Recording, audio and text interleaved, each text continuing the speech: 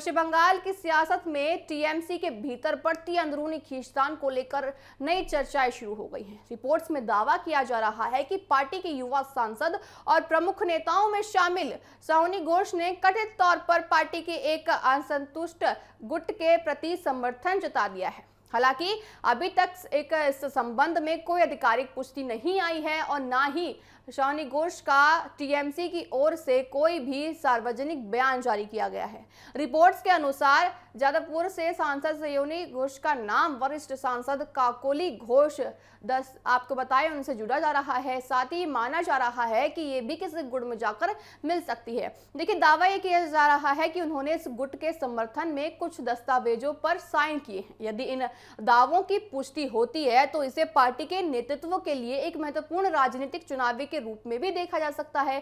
सोनी घोष देखिए टीएमसी की युवा हैं, चर्चित नेताओं में से एक गिनी जाती हैं।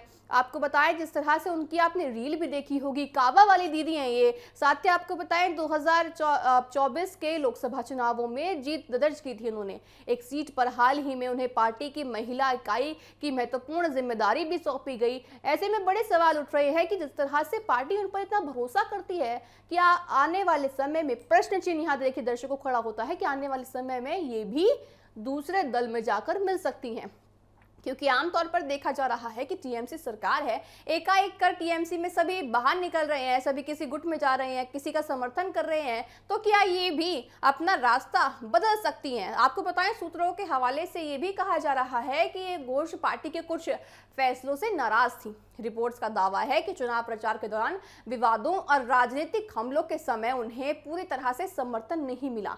इसी वजह से उनके भीतर असंतोष है, गुस्सा है, बढ़ने की बातें की जा रही हैं। हालांकि इन दावों की पूरी तरह से पुष्टि अभी नहीं की गई है। इस पूरे घटनाक्रम के बीच ममता बनर्जी के नेतृत्व वाली टीएमसी की ओर से ऐसी कोई आधिकारिक प्रतिक्रिया सामने नहीं आई है।